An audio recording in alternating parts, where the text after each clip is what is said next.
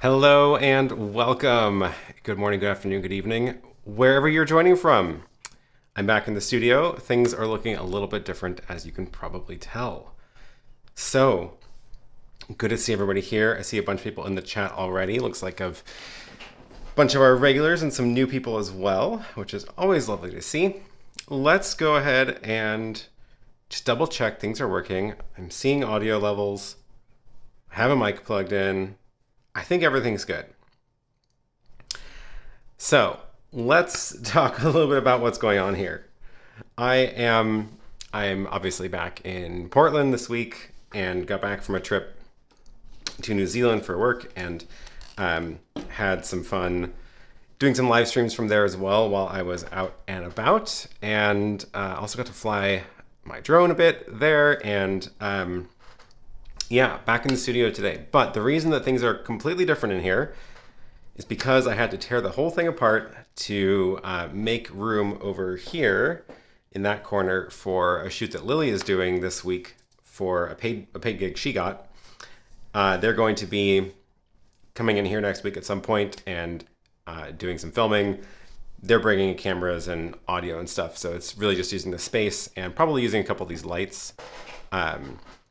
But I had to have everything out of the way. So let me show you what I'm looking at. I am looking at this today. So this is back towards my older, more simple setup. This is the ATEM Mini Pro ISO. I'm not recording today, obviously, so same as the ATEM Mini Pro equivalent. I have 4 sources plugged in. I got the multi-view up here. My main camera, a second camera, this is my computer screen, and this is an iPad. And I'll talk about what is on those two things in a minute. The main camera and the second camera are both Lumix G7s. I decided to keep things simple and just leave them powered on. They're both hardwired in. And then the audio that you're hearing is actually just out of, interestingly, both frames. You can't see it. It's right there. And it is the Deity microphone. So that was a last minute change I did. I was gonna use the wireless mic, the DJI, and I was like, you know what, I should just hardwire it in. So it's not on the best mount, but I'll show you what I did. And I need one more piece in order to make it really work the way I wanted it to. But let's say hi to some people in the chat. Everything is fine. Looking and sounding good. Awesome. Good to see. Hello, everybody from, oh, hey, this is the, these are the folks that make the iPad app I'm using today for graphics and video playback. We'll get to the videos in a minute. But the, this is the LiveApp app for iPad, and you can kind of see it over here. I have it actually split screen, the LiveApp, and then MixEffect is over here for macros, which I haven't actually used any of them yet. But the this is just so I have easy access to some of the macro buttons, mainly for the picture-in-picture settings. So once I show an iPad or my computer screen, I'll pull those up.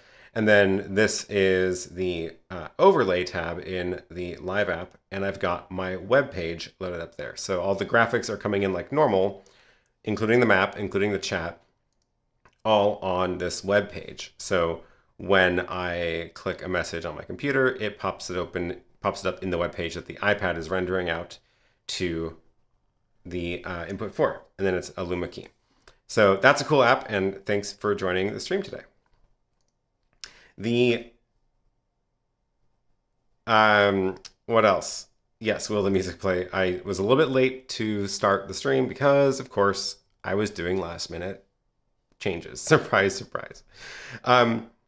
If you, oh, Tech Condo, you are here as well. Did I explain why I went minimalist? Yeah, it's because I had to pack everything up in the studio. So everything's out of the way, everything's in boxes, all the wires are unplugged, and I just set this up from scratch again. So that's the reason. I'm not using H2R today. H2R graphics is not part of the setup. I only have one graphics source, so I don't have the little banner that shows up. But if you do have a question, please put the letter Q in front so that it sorts it on my screen a little better.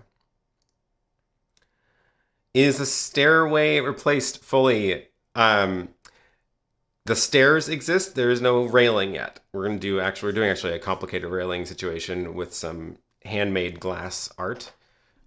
So that's gonna take a little bit longer, but the stairs are there, and the stairs are now like functioning as stairs. And you know, it really is.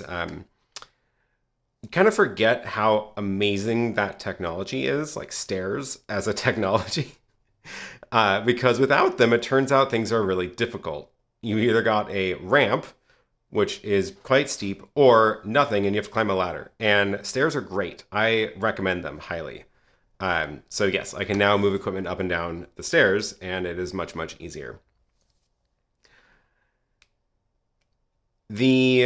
Oh, does it sound a bit hollow? So one of the problems with my microphone here, I'll just show you this while I have this out. Wait, this will take me a second to get. Here's another trick, which I'm very excited about showing you. This trick is, why is it showing that? Where's my, oh, that's why. Where's my camera? I wanted a handheld camera today, so I've got the iPhone plugged in, not plugged in, wireless iPhone. And normally I AirPlay this to I normally AirPlay it, right? I AirPlay it to my Apple TV. Obviously the Apple TV is not plugged in here, so where am I AirPlaying it to? Turns out the new version of macOS can be an AirPlay receiver. So I'm actually mirroring my iPhone's screen, but once I launch this Shoot app, then it sends the camera feed out, and now I've got the camera feed from my iPhone on the computer, so it shows up here, which means I can now show you a handheld camera of this whole setup with the super wide angle lens. And now you can see the microphone up there. So that is the Deity Duo in just obviously one direction mode. And this, I don't know if you can kind of tell, it's not pointed at exactly the right angle. I don't have any joint up here to tip it down. So this is on like a 15mm bar, and that was the problem. I probably should have either used one that has a joint in the middle or put something on the end here to be able to tip it down. So if I sit up a little bit taller, then this might sound better because I'm pointing more at the microphone. Anyway, that's the mic I'm using today. But yeah, neat little trick with AirPlay over to the computer, because I'm out of inputs obviously, and also I didn't want to plug in the Apple TV. So that was fun. Now in order to get back to my computer, I have to, I guess, stop AirPlaying the phone because now I can't see my computer. But neat little trick. The stairs are amazing, along with wheels. Can't do without either. It's true. Aaron's recommendation of the day: stairs. I'm glad we have so many fans of stairs here. That's great. Should I pull all my money out of Bitcoin and put it into stairs? If somebody was selling some sort of investment vehicle for stairs, then yeah, that sounds like a great idea. I don't know, maybe the problem is that there's not like just one company that makes stairs. They're just like a concept. So kind of hard to invest in. The stairs are great, but also moving studio equipment without the railing was a bit spicy. It's true.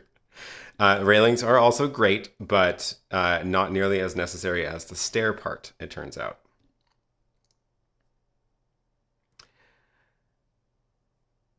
Do I have an affiliate link for stairs?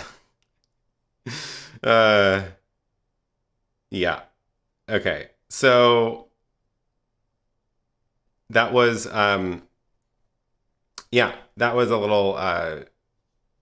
little tip for using phones as cameras. I think AirPlaying to computers is a neat little trick. So I'm already sharing my computer screen anyway. Sorry for asking, join late. What is stairs? Literally stairs. That's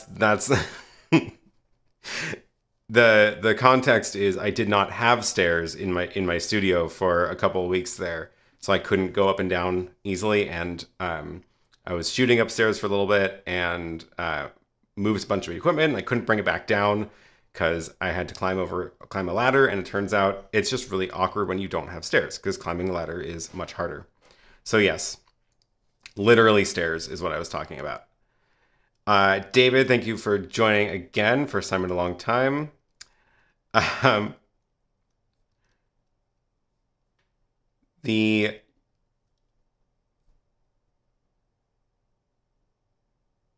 Okay, where was I? Stairs as an investment can go up. Nice one. Yeah, no stairs was an aluminum ladder to get to the front entry. It was a ladder I stretched across the side of the building and had to climb up the ladder and then step sideways into the doorway. Not recommended. Nil says, thanks, but I'll take investment advice from Anomaly. Yes, please don't take investment advice from me. Do you think you'll find new use for continuity camera for iOS and macOS? Oh yeah, is that the thing where like the iPhone webcam can appear as a webcam into the computer? I haven't tried it yet. We'll see. I do think that there is an opportunity there because one of the things that annoys me whenever I'm on a Zoom call on just my laptop, I like to have the laptop screen at an angle like this, and then it's like looking up my nose, which is a really not flattering angle. And I am interested in being able to mount the iPhone at an angle so that it's not like that. So I don't want it to match the angle of the camera. I want it to tip like that so that it's a better angle. Or since I guess they're doing a bunch of magic with the lenses, you can use a super wide angle and it'll like undistort it back into a normal angle. So I think that's super cool. Gonna play with that later. Not right now. Yes, we need a stairs ETF. So, okay, what else? The other thing I wanted to show with the iPad app is actually some of the video playback features it has. And to do that, show you a couple of little clips from the trip. So the other tab here is this is the overlay section with the web page for the chat, but then over here is the video playback section. So I can show, for example, what do I want to show first? Let's talk about let's go backwards. Let's start with Hawaii. So I can queue up that clip, and it's actually because LiveApp actually connects to the ATEM over the network, it actually knows whether the iPad is on air or not. So let me turn off the overlay to get the chat out of there.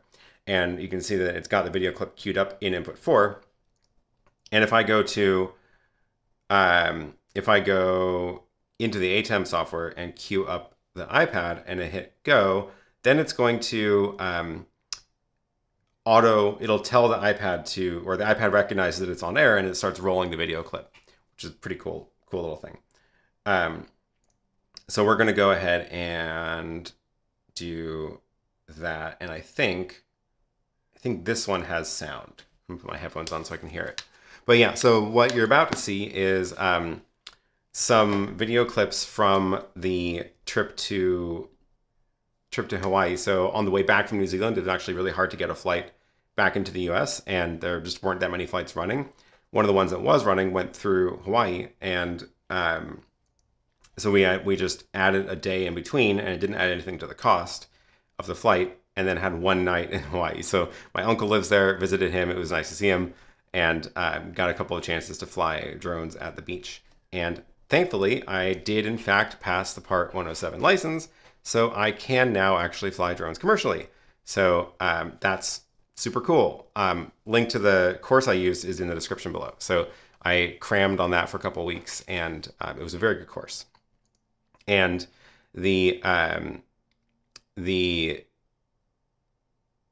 once I got the license, it means that now I can actually fly under the Part 107 rules, and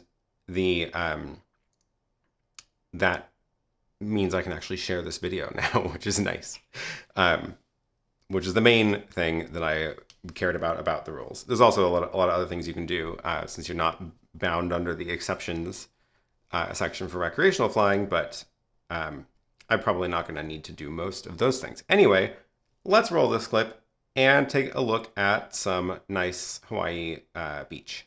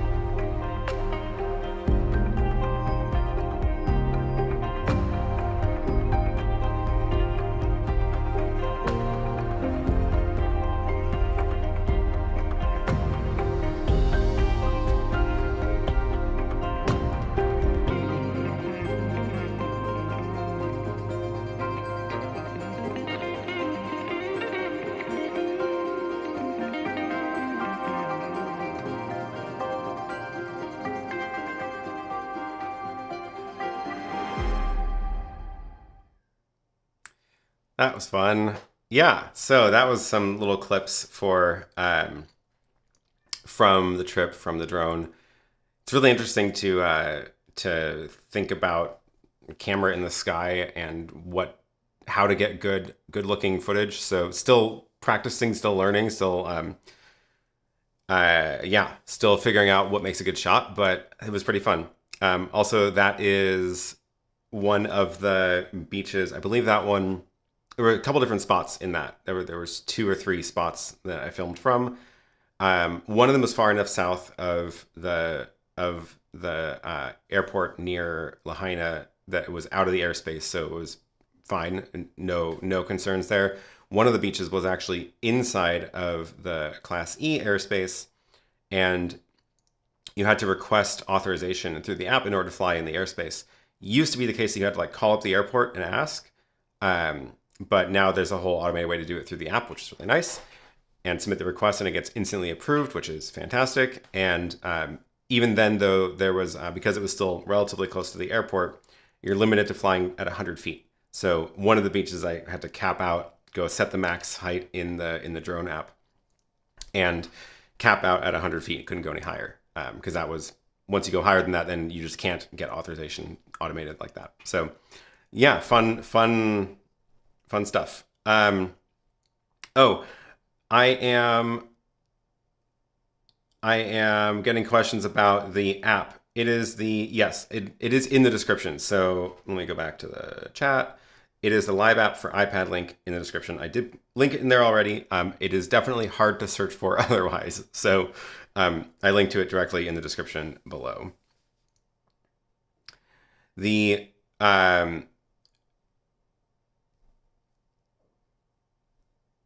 oh, and they're saying that that version is the current LiveApp beta. A lot of new video queue features, and the redesign is coming soon. Yeah, I actually did just install the beta version, beta 1.3 from TestFlight. Thanks to them for letting me into that beta, which has a lot of new cool video queue features. Definitely is still beta. There's a couple of bugs. I will send an email with some of the things I found if they're not already fixed in the next update. But one of the really cool things that they added, which recently, is the ability to, when a video is done, you can actually tell it what to do afterwards. So I might need to go back to this camera so you can get a closer up. I don't have a way to like share the iPad screen in because it's sending the video out of the iPad, so I have to just share a camera view of it instead. Oops, that's not the right app. That's the right app. Let's take a look at the iPad. There it is. So after this section is done playing, which can have one or more clips, I just have only one clip added into it. After it's done, you can actually tell it what to do. You can have it cut back to the preview, of the ATEM, or you can actually now tell it, go back to a particular camera. So that's actually super handy because it means that as soon as the video is done, it'll auto switch. So I can set it back to show my main camera after the video is done. This was working yesterday when I was testing it, and now it is not working. So I don't know what's going on, but it's beta. I'm sure it'll get fixed.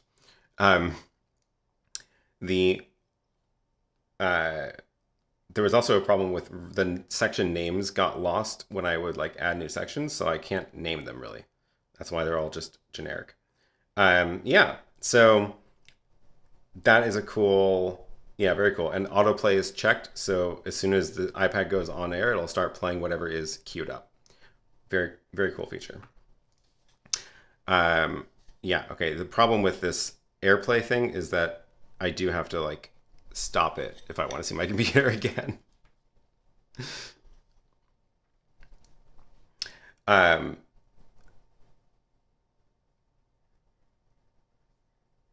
Did I pass part 1 of 7 90 plus? Now I forgot my score. I think I got, now I can't remember my score. Oh my gosh, I completely forgot. I passed, which is the important part. Did I save my test result anywhere? Interesting question. Did I don't remember where I put it. If I put it anywhere. I think I scanned it. I think I scanned it in. So it's probably in my little scanner file.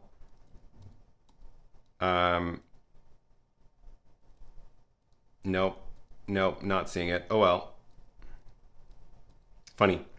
Totally, already forgot. Doesn't matter. I passed. That's the important part.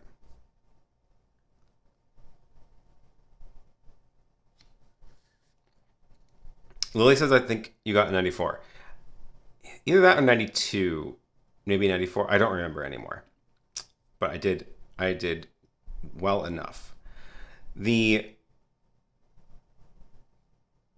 Yeah, come back home, Apple TV, all is forgiven. I know. Well, the other problem is I'm out of inputs on the ATEM. That's the more important part. The advantage of an Apple TV is, of course, it would be a dedicated input on the ATEM here, and I wouldn't have to repurpose my computer screen. But, oh well.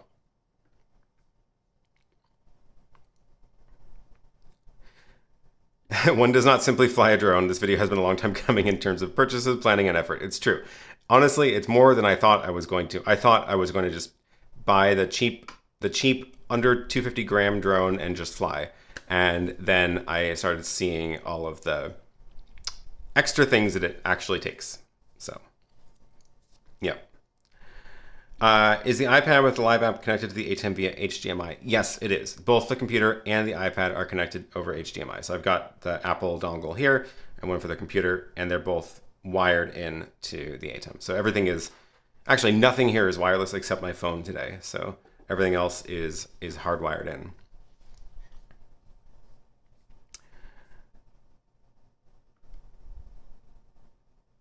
Hello to Poetic Studios. Thanks for joining. And Morton is back as well. Yeah, Lily is in the ending beach shot spinning around again. So flying over people. Yeah, let me talk about flying over people because that's something that is interesting about the rules. And what I'm going to do is I have a version of the video that is actually, has no audio and is longer. So all of the clips are like not my short little bits, but let's see if this works. Yeah, cool, and there's no sound. So you can see those people in the shot, but I'm not over them, right? That's the trick, is you can only fly over people if the people are part of the operation, which is basically your crew. So I'm not going to go fly over the people on the beach. So I was staying over the water, and I was staying well away from any other people. Thankfully, this was kind of early in the morning. This beach, we were there at like 9 a.m. or so. which is, it turns out, pretty early for people on vacation in Hawaii, go figure. So there was barely anybody out, and I was just staying, you know, hundreds of feet away from them, not trying to go anywhere near them.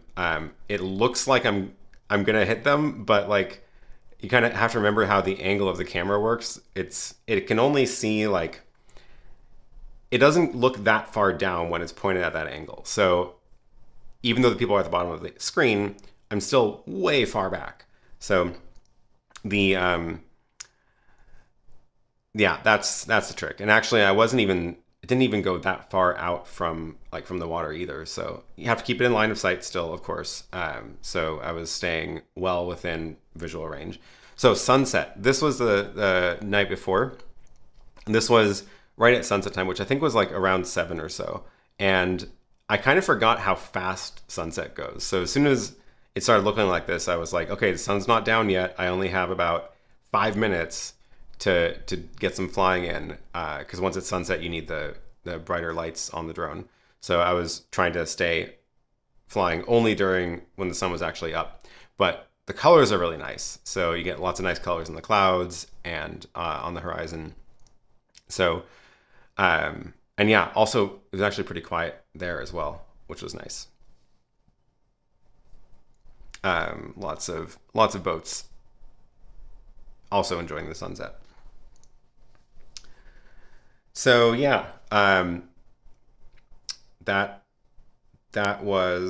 some more details. Oh, with that score, you get your Pilot Institute t-shirt. I did get the t-shirt, so that means I did get at least 92, because I did upload my test results to them, and I got the t-shirt. Did I see the guy climbing the coconut tree in the morning footage? No, I did not. Wow, I totally missed that. Right. Really? That's interesting. Which tree? How could you see that? I wasn't close enough to see anything. Oh, do you mean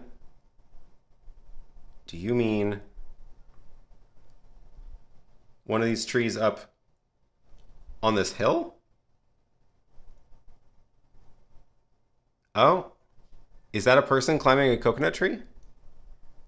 I don't know what that is. I don't have a way to zoom in. Oh yeah, look at that. Someone was going on a little morning climb. That's fun. Oh yeah, Chris is reminding me the other rule about flying over people. Not crowds, but individual people, as long as you're not hovering over them, you can make a pass over them. And I will say that the definition of transit over people is pretty specific, and definitely has some room for interpretation, in that if you make a pass over them once and then come back and then do it again, you might not be transiting over them anymore. You might be doing an operation over people, which is then not allowed. So if you are, but yeah, with the right kind of drone, with the light enough, and oh yeah, actually this is one of the reasons that it doesn't qualify with this drone. You need prop guards. So you can't go over people unless you have prop guards protecting the propellers from, you know, if it falls, falling on anybody and like slicing their face open. So it's on the edge, and I was just like, you know, I'm just not going to push my luck here. Carl asks, did I use an ND filter? I did not. I don't have the ND filter set for the drone yet. I should probably get one. There's not a lot of motion in the shots that I was doing yet, so I don't think it matters that much. The ND filter would let the shutter speed drop down low enough to get good motion blur. But there wasn't a ton of motion in these shots. It's like slow waves, slow trees moving. It wouldn't really make much of a difference until there's more faster things going on. And all of my motions were slow, so I wasn't like whipping around, and you know, you don't want the motion. You're trying to get motion blur when there's movement. So yes, it's true that DJI cam does a great job, lots of detail and color depth. And yeah, actually I didn't even color grade anything either. It was just all straight out of the camera, which is kind of cool that it works very well. How would an Apple TV work as an input source for the ATEM? So the idea would be plug in the Apple TV over HDMI and then not surprisingly, it will show up on in the ATEM in one of the inputs. You would just see the Apple TV screen here, and the you're obviously not going to show you don't want to show the icon screen, but the Apple TV can receive an AirPlay, so you can share a screen from your phone, or whatever, mirror a screen to the Apple TV, and then it'll show up there. So that's why I use the Apple TV for. It's normally part of the rig, so that I can quickly share a phone screen or a computer screen from something without having to wire it in. The other thing the Apple TV can do is there is an app you can get that can play an NDI feed, so you can actually show an NDI camera on the Apple TV as well, which is another good way to get a wireless camera in, or just whatever other NDI feed you want. That app is $100, so it's not the cheapest thing, but nothing about NDI is cheap. So it's still that plus the Apple TV cost is still one of the cheapest ways to get an NDI receiver, like display thing, out over HDMI. Oh, Chris says, in Canada, there's no limit on using drone footage for commercial use. US is different. Not sure if elsewhere is like the US. So far from what I have, seen in the other countries I've looked up, nobody else has a requirement or a limit on commercial use. That seems to be something that I've only seen in the US out of the countries that I've looked at so far. Everyone else is more just concerned about the safety aspect. So it's interesting that the US has that, but I guess it's not the commercial use. The rule is not about commercial use. The rule is everything is Part 107. Part 107 applies to all flying, unless you're flying for these particular reasons. And one of the reasons is recreational. Like the purpose is for enjoyment, for pleasure. So it's not actually talking about whether you're making money. It's not talking about selling the footage. It's talking about, were you flying for recreational use, like for your own enjoyment? And was that the purpose of the flight? So it is theoretically possible that you could fly your drone for fun because you were on vacation and you wanted a shot just to capture for fun. And then later you sell that footage to somebody. And that's technically okay because the purpose of your flight was for fun. If you do that a bunch of times in a row, it starts to look a little bit suspicious. Like maybe you're not just flying for fun. Maybe you're flying to make money. So that's why I was like, okay, I can do this once. I go to Hawaii once on the way back from a trip, fly over the beach, show this on the channel. That's probably fine. If I keep doing that, that starts to look suspicious. So that's, yeah. Chris got the new Mini 3 Pro. That's awesome. I am really curious to try that one out. I don't know how much it makes sense because I just got this drone in November. So don't know if I need to upgrade yet, but maybe I will, just to play with it. Although I think the main reason I would want to upgrade is actually for the controller, because the controller has the screen built in. Where's the DJI Mini 3? And then I can show this on the screen since my computer is plugged in. Let's see if this button works. Let's do that. There we go. Look at that. Yeah, so the DJI Mini 3, similar size, but the cool part, oh yeah, the camera turns so you can do vertical video, which is, I think, hilarious. Where is the picture of their controller? So oh yeah, it has the sensors too, which is good. Here it is. So this is the controller that comes with the Mini 2, and you can get this now as an optional add-on for the Mini 3 kit. You can also use it with this one, but this has the screen built in, which is really nice. I think it's basically an Android tablet that's built into the controller. This one you have to bring your own phone. So I actually have been using interestingly enough, the case I have on my phone is the quad lock case for my bike, and it's too fat and it can't actually sit properly. It can't be grabbed in that controller. So I actually am just using my old iPhone 6S. Yeah, that's the one. No, iPhone XS. That's the one. 6 was the older one. XS is now basically my drone phone. So I have nothing installed on that phone except the DJI Fly app, and I plug it into the controller. I leave the phone in the drone bag, and what it means though is that when I want to get this out, if I'm like, I get to the beach, I pull out the drone, it unfolds pretty quick. Then the controller is like, oh, pull out the controller, slide up, open the thing, plug in the phone, and it's kind of annoying. And honestly, I would really like to have it all just be one piece. So that is very tempting. And I'm pretty sure this controller does not work with the Mini 2, unfortunately. So I can't go that direction with it. Yeah. Now how do I get back? Oops. That one. There we go. I don't have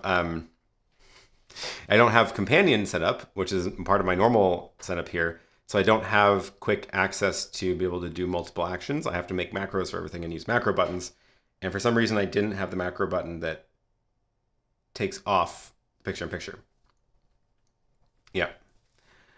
Okay, what else is coming in about this? Ooh, an iPad works great for the Mini 2 control screen. Does that fit on the controller? I feel like that doesn't fit. I don't have it here. Maybe the iPad Mini. Interesting.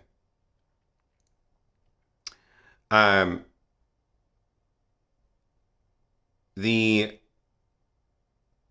always buy with the DJI RC. Yeah, it looks really nice. I enjoyed Philip Bloom's YouTube videos on the Mini 3 Pro. Ooh, I didn't see his yet. He always does great videos, so I will have to take a look at those. Carl says, nice explanation of recreational versus commercial flights. As I recall, if you're flying in the furtherance of a business, Part 107 is required. Sort of. The phrasing is, Part 107 is required all the time, unless you fall under these specific criteria. And then you can use an exception to Part 107. So just think of all the rules of Part 107 always apply. And there's a carve out for recreational flying.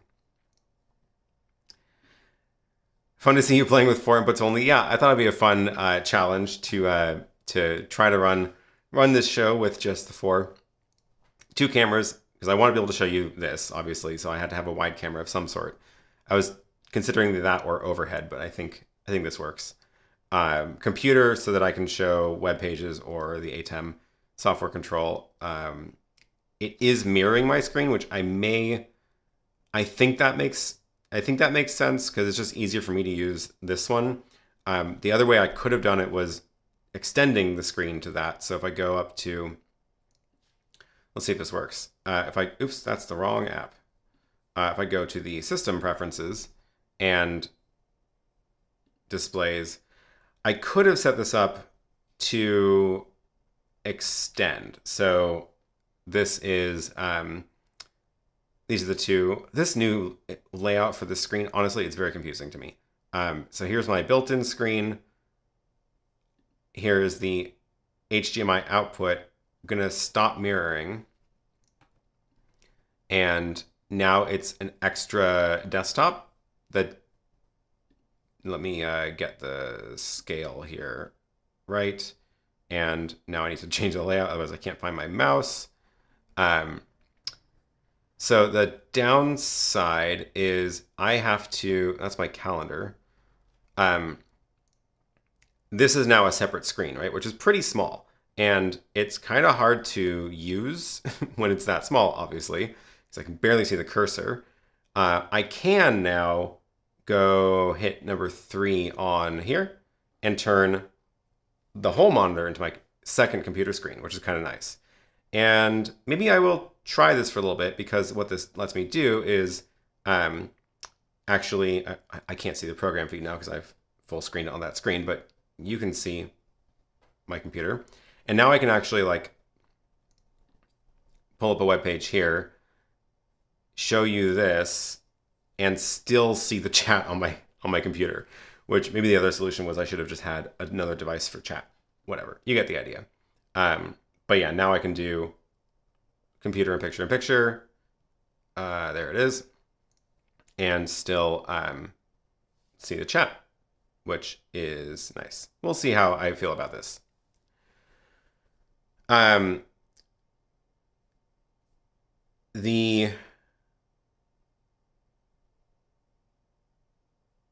The advantage of the RC Pro, oh, my comments don't work because I'm using the upstream key for the picture-in-picture. Let's go back to that, and that, and there we go. Not super smooth. It needs a little bit of work to get the the transitions ironed out. The advantage of the RC Pro is that you can record in D-Log and overlay a lot on the output. Can't do that on DJI Fly, that and the HDMI out. So I thought I read that controller for the Mini 3 does not have HDMI out, because if it does, I'm even more interested in buying it, because then I can live stream from it. Oh yeah, I saw someone asking about this actually. Any thoughts on how you would live stream the drone footage? Does the DJI controller have an HDMI out? I think it's only, I know one of them does have HDMI out, but I didn't think it was the one for the Mini 3. Maybe somebody can look it up for me while we're chatting here. I thought the Mini 3 controller, this one, was a new controller that does not have the HDMI out, which would be unfortunate, but maybe someone can verify that for me.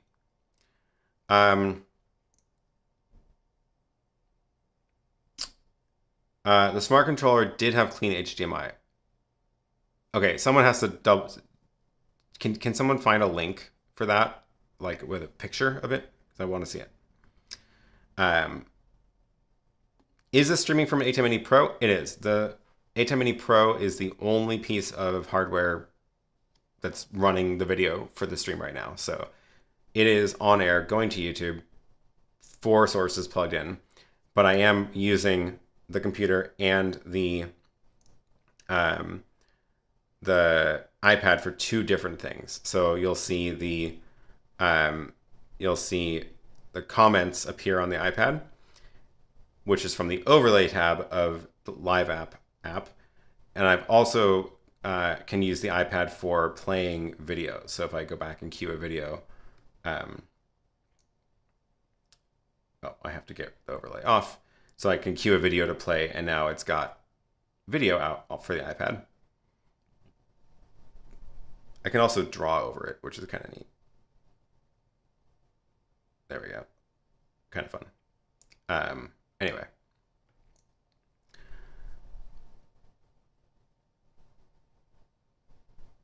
The smart controller, oh, where'd my comments go? Oops. Mavic 3 has, not shown the Mini 3, but the Mavic 3 is also new. Okay. The smart controller, the RC Pro has HDMI out. DJI RC does not. Yeah, this is confusing.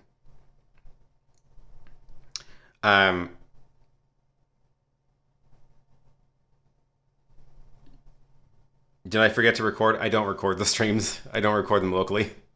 I just stream to YouTube, and YOLO. But yeah, I'm not recording this because I don't go back and edit these. Whatever. Mavic 2 smart controller has clean HDMI out. Smart controller. So these names are also terrible. What is the name of the Mini 3 controller? Because I think it's not the smart controller. New DJI RC. Yeah. Because I looked at the specs here, and there's a spec section for the controller. And there's no... Okay, DJI N1 is the one with no screen. Lightning, micro USB, USB-C. And then this one, oh, it has SD cards in it. That's cool. I didn't actually realize that.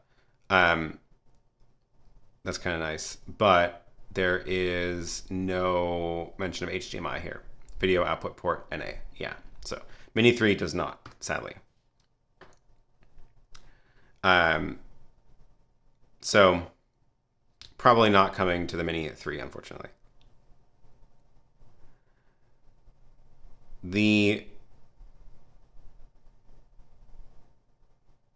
Did I just use my computer screen without full screening it? I did. I didn't even notice that. Fascinating. So when I was showing you the computer screen, I totally forgot to like go into this mode, and I just did that, which you obviously can't see it, but the computer screen shows up here. which is shrunk down 50%, but actually still big enough to do a lot of things. So I was navigating the screen and reading that text in that size. So that's cool. I'm gonna leave my screen mirrored, or extended like this instead of mirrored. Oh, the other question is what happens to AirPlay when I'm in this mode. So if I am AirPlaying my phone, oh, now it's not showing up. No AirPlay targets appearing. Maybe that is one of the limits of using the screens this way. Let's try this. Go back to mirror, and do I see the computer show up?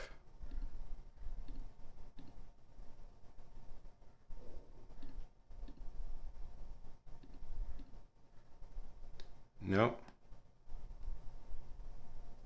Now it's just broken. Okay. Downside of wireless stuff. I wanted to show you my phone camera again.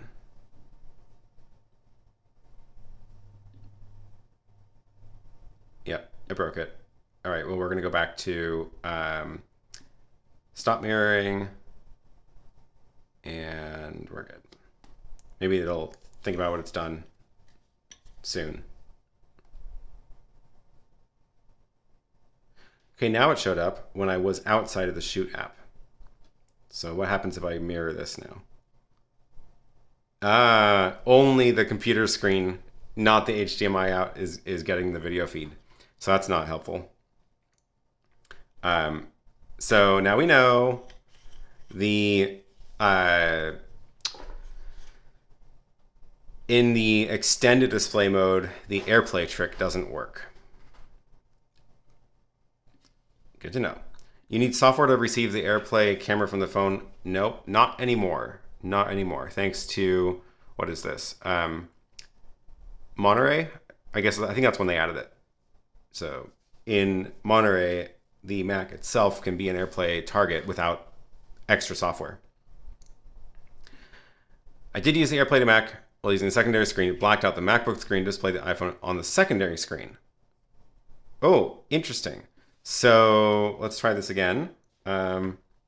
Let's mirror my phone. And can I get it over to the second screen? No, that is the MacBook screen is completely taken over. What is this? Aha! You probably can't see that, but it says, which screen do you want to mirror this on? So we'll choose that one. Look at that.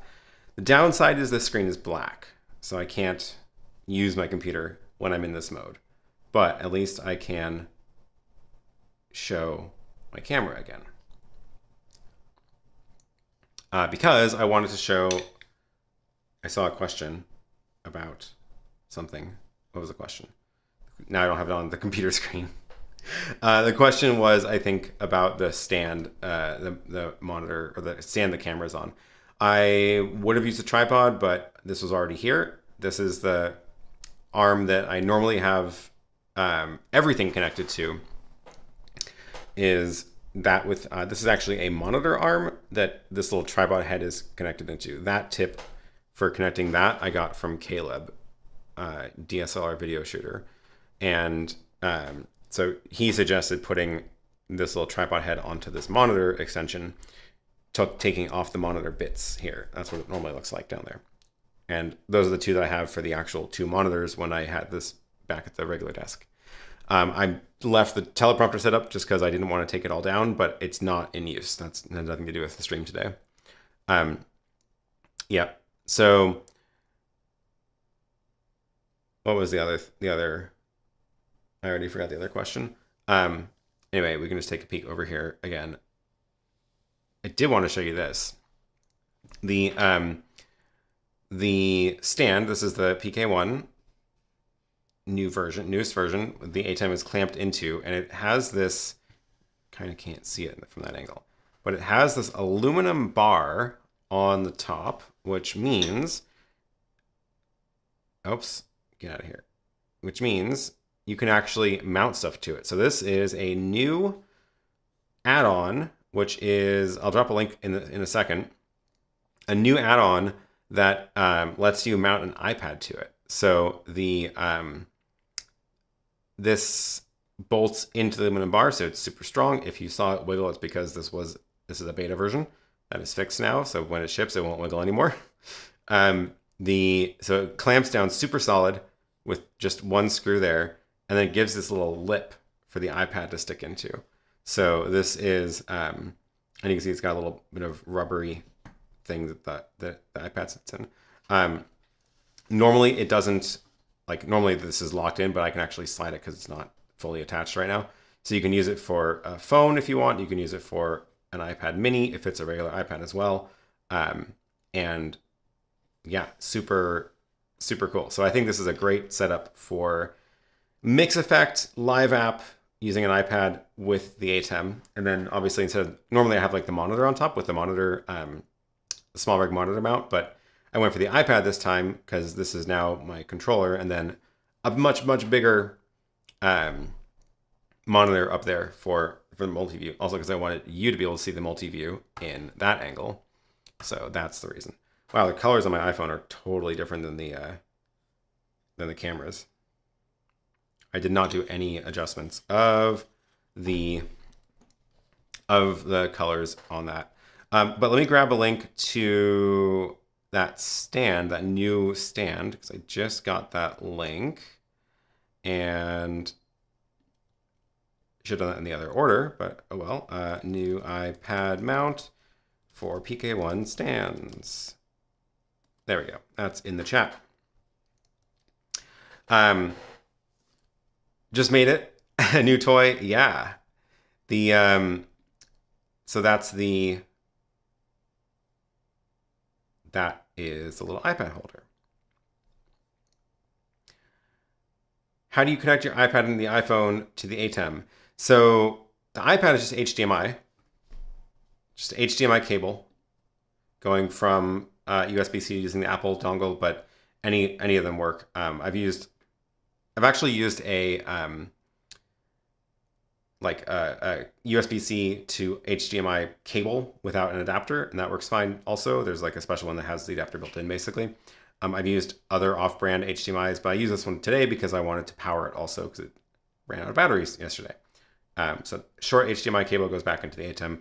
The iPhone, normally I would have shared the iPhone screen over AirPlay to an Apple TV, but I'm out of inputs, so I repurposed the computer screen as an AirPlay receiver thanks to it being built into Mac now. So the Mac can be an AirPlay receiver if you just pull up the AirPlay, if you just pull up the screen mirroring settings on your phone, then this is out of focus. I can't get it in focus. Here, maybe it's a little bit easier to see on this one. We can refocus this one because I can actually reach this camera. There we go. So screen mirroring, my computer just shows up as a target in here when it's all on the same network. And yeah, super, super cool. So that is how I get the phone in. I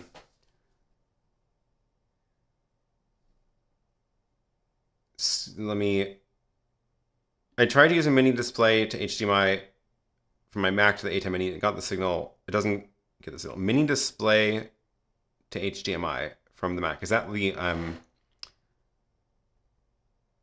that's not the current Thunderbolt Mac. Yeah, so I think the problem is the mini display port is like the DVI standard, and some HDMI receivers can receive that standard.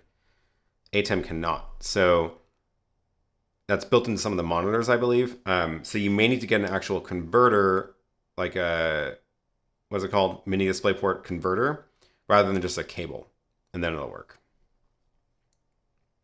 It's been a long time since I've used the Mini DisplayPort though. I hope I remembered that right.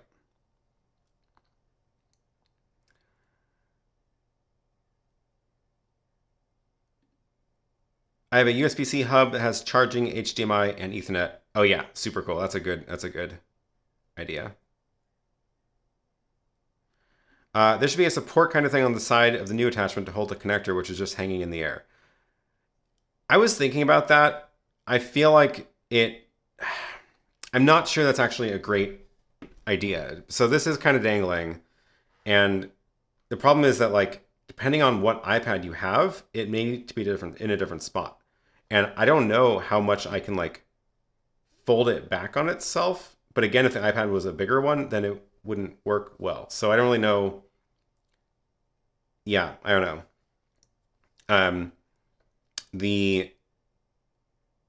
But I think that's mostly just an argument for using a smaller dongle, frankly.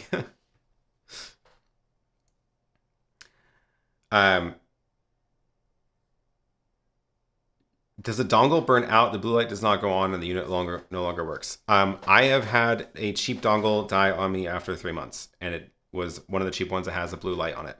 The Apple dongles don't have lights on them, and I don't think I've ever had an Apple dongle die, but I've definitely had one of the cheap ones just stop working.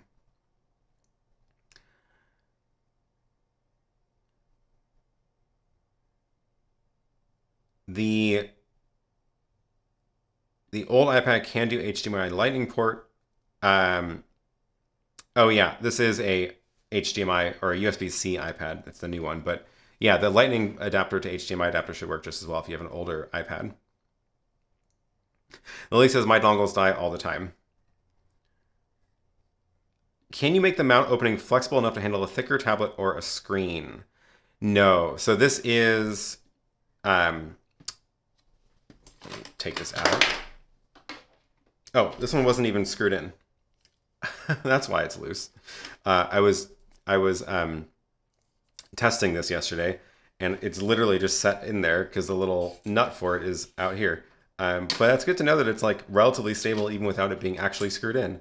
So that's why that was wiggling. But yeah, I wanted to show you this. This little piece is the bracket, and where's my focus? There it is. It is made specifically for the right width, and the iPad fits in like that. And oh, where's the angle? There we go. So it can only move that much, and this is the mini. The other iPad is, I think, a little bit thicker, so it fits in well. The problem is it can't be flexible, otherwise it wouldn't hold the iPad. But there is the tiniest bit of wiggle room so that the slightly thicker iPad fits also. But that's yeah, it's not going to fit like all tablets ever. It is for iPads.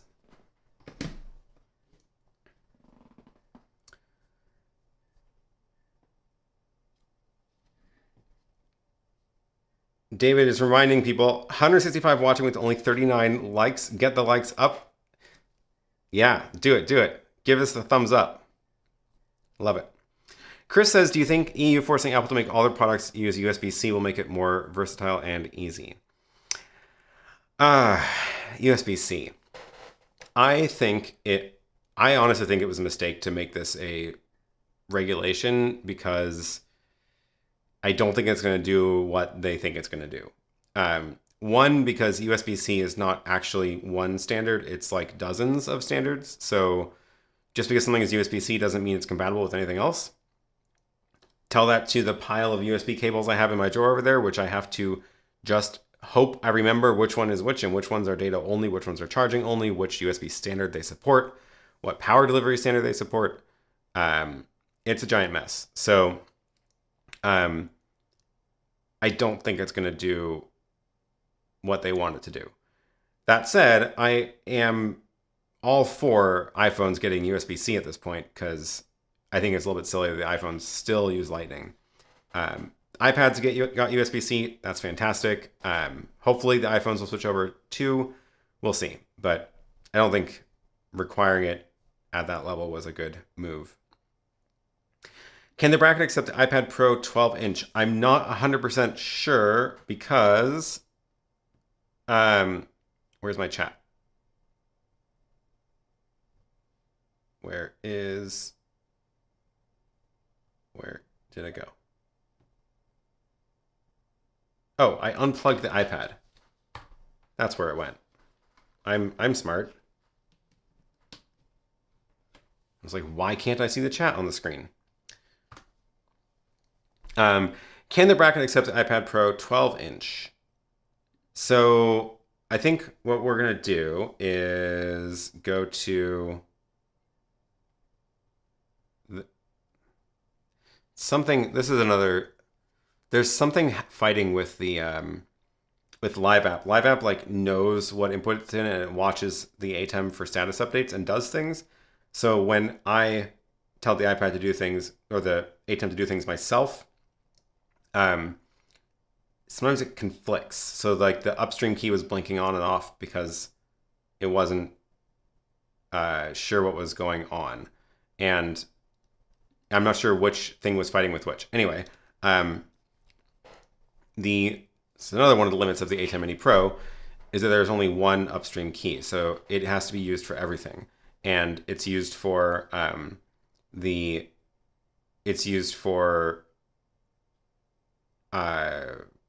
this picture-in-picture, so that's what's on right now, as a pattern upstream key. That's the circle.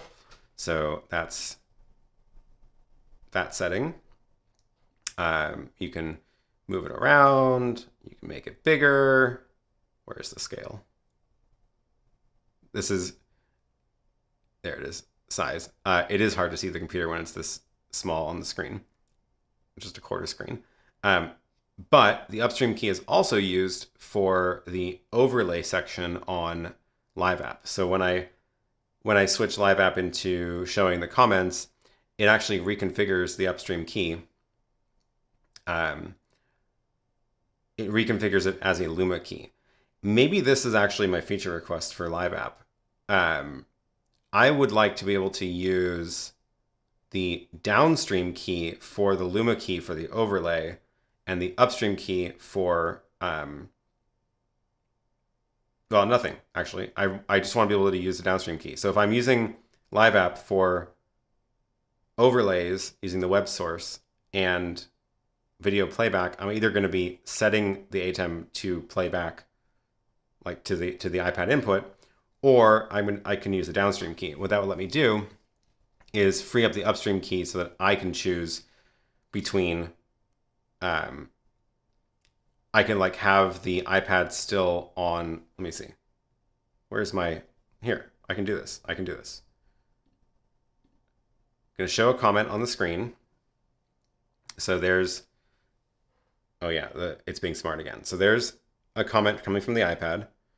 I'm going to go back to the computer screen, and then you can see it change back to Luma. That's the iPad app did that. So we're going to do this, and then we're going to go to the downstream key, set it to the iPad, and turn that on the air. This is what I want.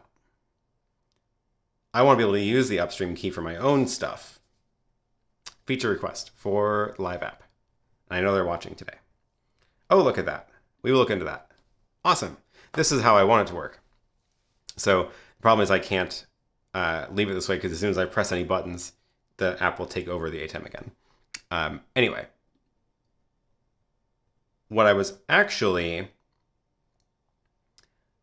showing, what apps am I using on the iPad? These are linked below. So the two apps are LiveApp. Again, it is linked below because it's kind of hard to search for otherwise.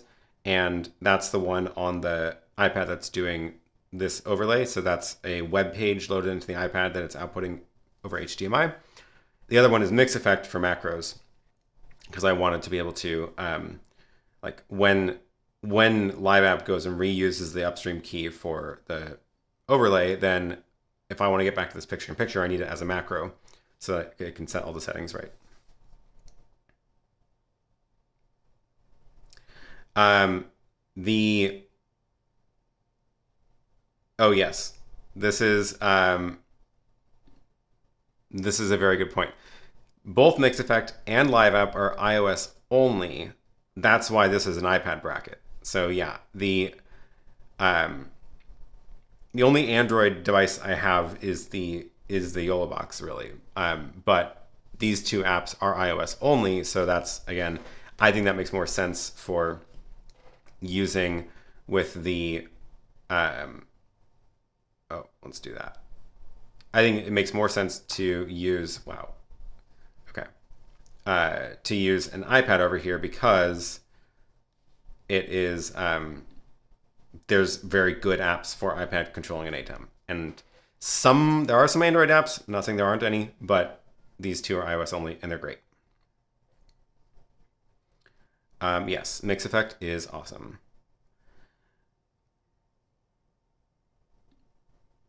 The joys and limitations of the ATEM Mini Pro with no super source. And then again, it could be worse. It could be streaming on a classic ATEM Mini with some then streaming encoder of some sort. Who knows? I know I do miss super source, because you can do some cool stuff with that for sure.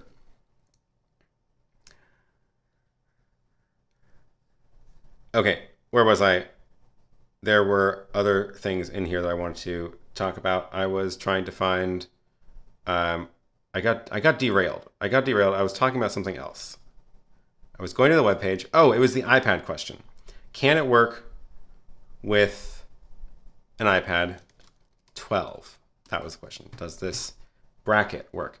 What I'm going to do is we're going to find out by going to the Apple website. I still don't know why it does that blinky thing. Something is off with my macros. I just wanted to check the thickness of them. So I'm using the iPad Mini,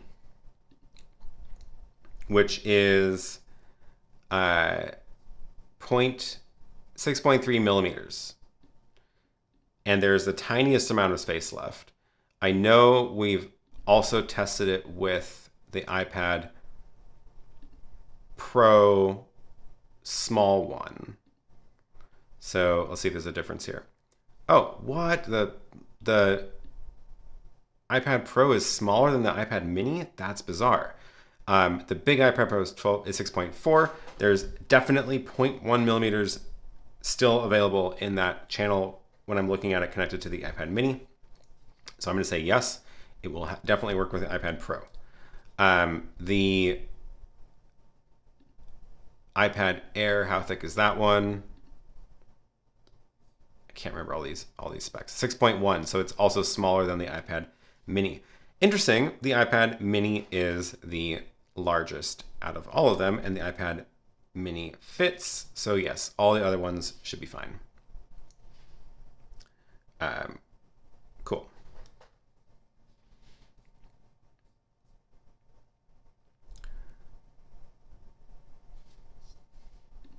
Now your ATEM Mini Pro looks like an old Mac.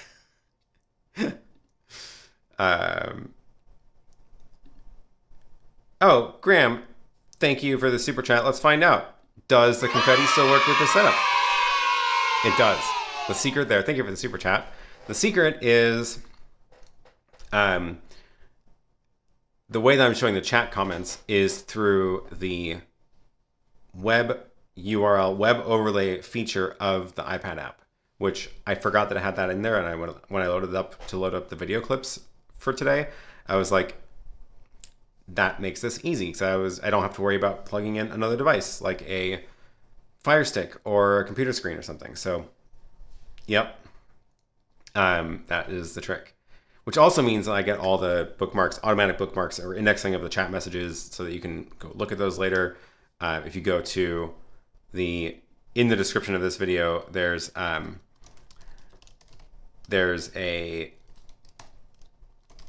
link to show the questions from the stream, and this is a list of all the questions with links to the timestamps of this video. So every time, we can go down to the bottom, every time I click on one, it will index it here, and then you can go and link back to the video right there. So I like having that available again. That's why I like to use my own chat system here. I joined late. Did I miss the stairs update? You sure did. Scroll back to the beginning later and check out the stairs update.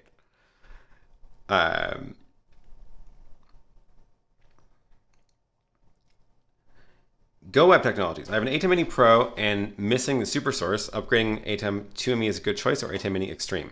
This is a good question. I feel like I need to do a video about this because there's some pretty significant differences between the two. I don't necessarily think the ATEM 2ME is a clear upgrade from the Extreme. I think it's a different path that you go down. So I'm trying to remember off the top of my head, the ATEM 2ME does not retain the images when you reboot it. So maybe that's less important when it's installed in a rack, which is assumed to be powered on all the time. For the ATEM Mini Extreme, it's very, very useful to be able to power it down, power it back up, and have everything come back automatically. There's a couple other differences, like there's no super source borders in the 2ME, which is weird. And I can't remember the other things off the top of my head. This is why I want to do a video about it, because there are some differences, and it may be the case that an ATEM Mini Extreme is a better choice still. Ooh, good question from Christopher. Is the AC on? It is. You cannot hear it. It is completely silent. It is up in the corner above this shelf. It's super silent. Literally, it's not making a sound, and it is on, and it is keeping this room nice and cool. I love it. It was totally worth all of the money I spent on that. And the hassle of having to rearrange everything to let the contractors get in.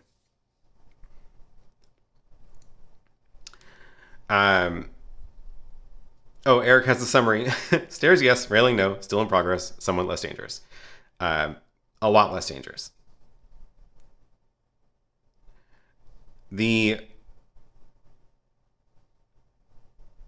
All right, we're getting close to the end here. I am going to end at 11:30, so 15 minutes. Let me. Oh, can't use DSK for chat. Yeah, that's what I wanted to do, but like I said, the LiveApp actually goes and reconfigures settings in the ATEM, which is normally good because it means things mostly just work automatically. But it means that I don't have the option of using DSK right now, because as soon as I tap the button on the iPad, it will go and reconfigure the DSK or the upstream key. So that's the reason.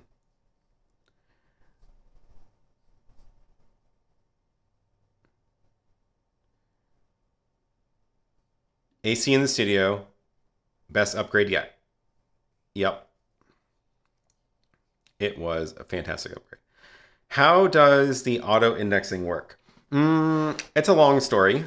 The short version is, the reason that you're seeing this on my screen is my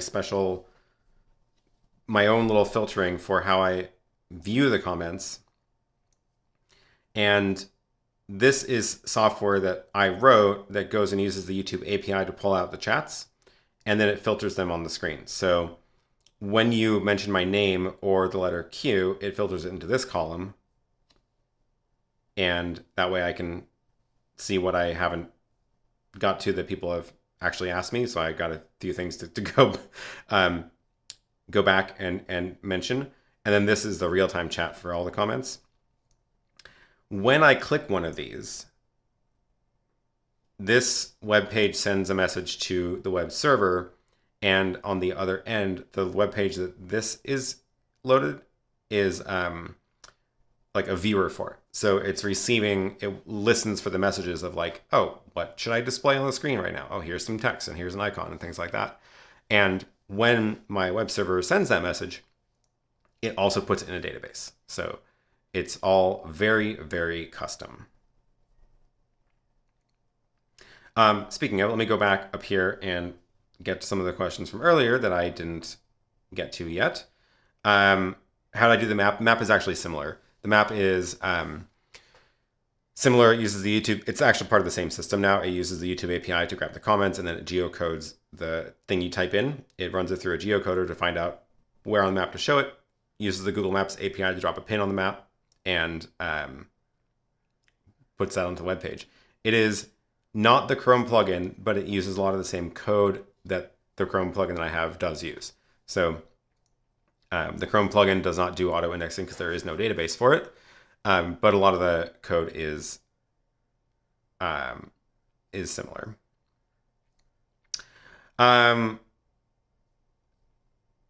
What editing program did I use? For the clips, I've been editing everything in Resolve for the last, I think, over a year now. So Resolve, it's great, it's fast. I don't have any complaints, really.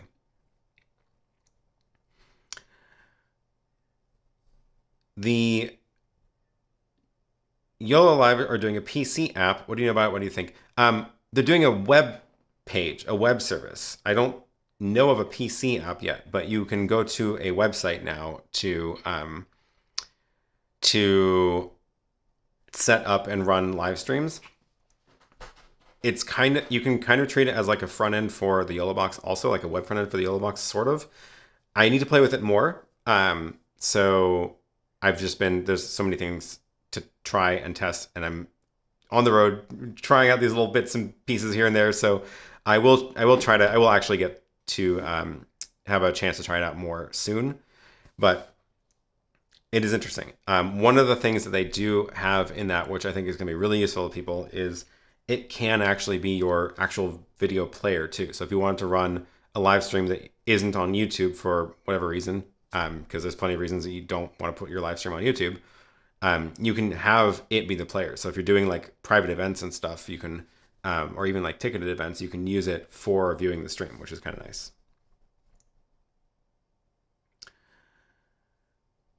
What is the lens on the front of the G7? This one is the 15mm, one of my favorite lenses. It goes down to f1.7. And then the lens on this one is the kit lens, the 12-42, which is not nearly as nice, but is already included. This is 15, which is a much nicer lens. Chris says, I was hoping you were going to say the Chrome plugin outputted to a text file or something. Yeah, the problem, here's the problem.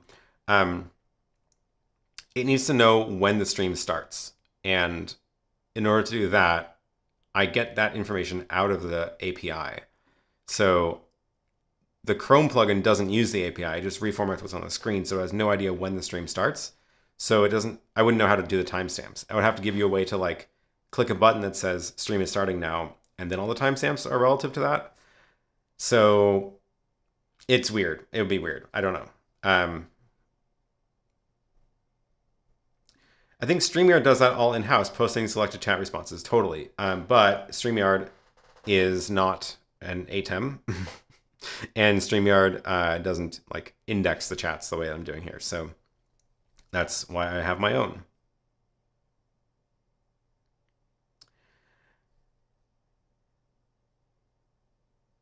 Okay, last little bits of messages, and then I'm going to run some more footage because I just realized I have a whole bunch more clips on here that I haven't even shown you yet.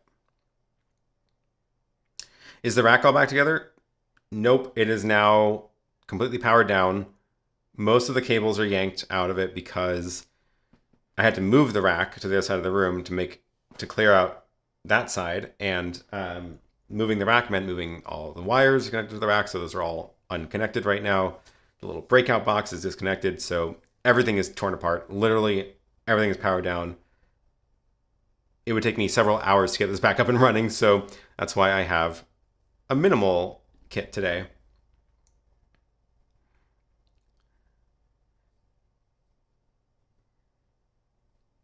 Do I see the ATEM Mini line getting 4K over HDMI, Mini Pro and Extreme or higher? It's a good question.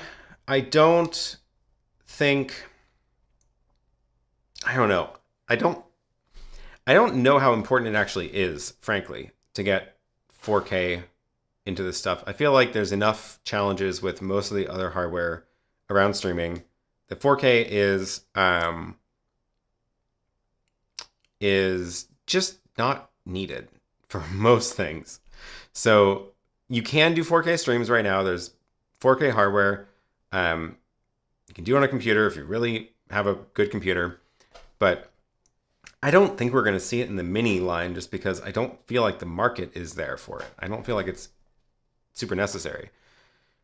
Although like everybody's asking for it all the time, I don't think they actually need it. So maybe there is demand, people would buy it, but frankly, I just don't think it's necessary.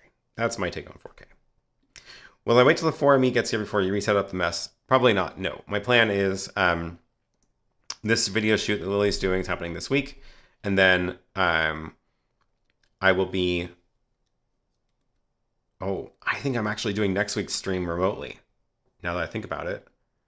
I think next week's stream is somewhere else, so I won't be setting up the studio before then. And then the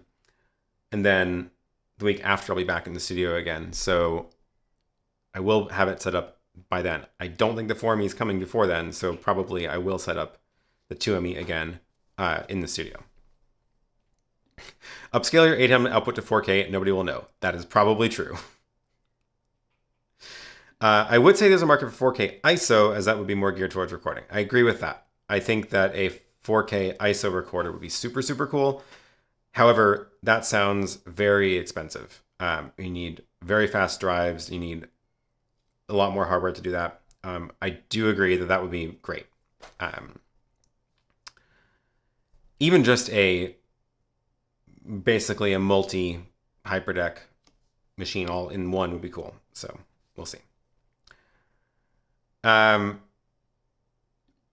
wonder if Blackmagic would make a physical add-on to the ATEM that does web overlays and graphics. I don't think that would make it into an ATEM. I agree. I don't think it's going to be made into an ATEM.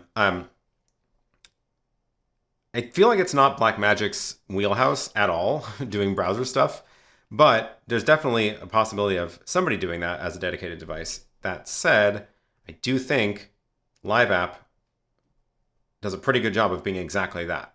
It is, I can just go here, go click edit, go here, add a browser source, type in a URL, and then it outputs it over HDMI when I tap it, which is exactly what I want. So this is like, iPad mini, not that expensive. It'll work with an iPad Air also, and HDMI dongle. And if you only use it for that, it's still a pretty good deal. So this is pretty close to exactly what I want out of like a hardware device that outputs a web page over HDMI. I don't even know like what would I want a device to do differently than this. I guess like have less options. I don't know. It's interesting to think about that. Does it play the video Ninja feed over web page? You can. I haven't tested that. I don't know how well it would work. It might work. Interesting. I'll try it. Just bought a secondhand iPad mini just for use with MixEffect and LiveApp. Oh yeah, I think it's great. I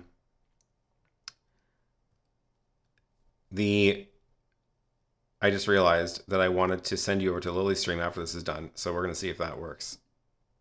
Yep. Lily's gonna go on a rant about healthcare in America and the court system here, so we're gonna send you over there after I'm done. She's gonna start that in a few minutes. Ooh, since you're in the Panasonic ecosystem, what did you think of Photo Joseph's video about open framing for vertical and horizontal? Seems with the right setup, lives could do both too. That is an interesting thought, being able to split and do two lives from the same cameras. Yeah. Oh, Lily is up with the countdown and ready with spicy commentary. Okay. So, should be fun. Fun rant today. Let me play you some other clips from New Zealand. And I guess I'll share more of this next week, since I didn't get to all of it today. And next week I'll probably be on the YoloBox, so I'll just be playing them off of the YoloBox drive. You need 4 iPad brackets with 2 iPad minis on top of an ATEM. Well, that's the cool thing about the iPads, is that you can dual app. You can run 2 apps. So I've got the MixEffect here with the switcher and stuff, but the LiveApp over here, and it works great. You do have to have LiveApp on the left, otherwise it doesn't get the HDMI port. That's one thing I noticed. All right, let's run this. Lily's been reading a lawsuit for 2 hours and filled with rage. Good, good, good. That'll be fun. All right.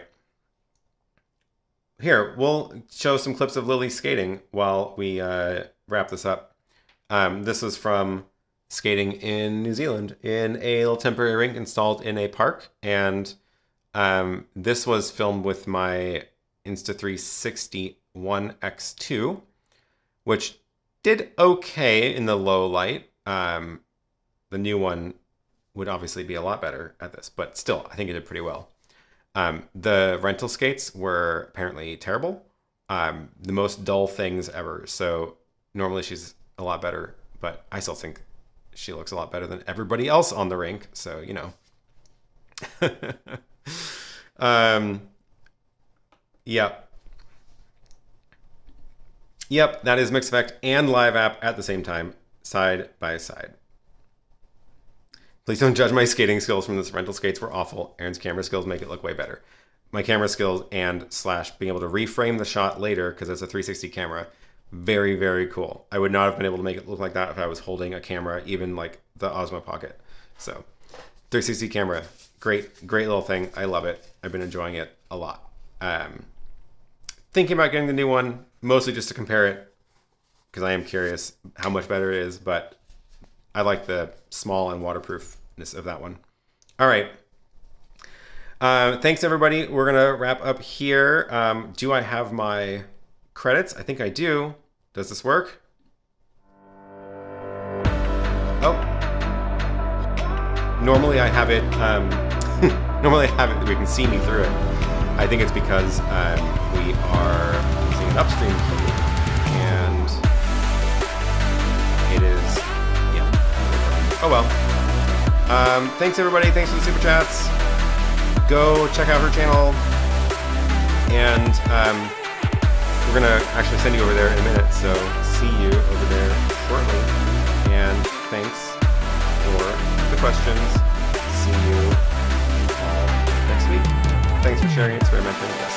All right, bye.